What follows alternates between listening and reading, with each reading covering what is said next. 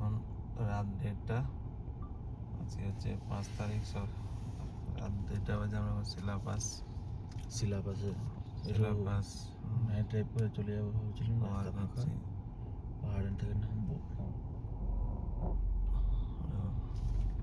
সিলাবাস বেরোচ্ছি।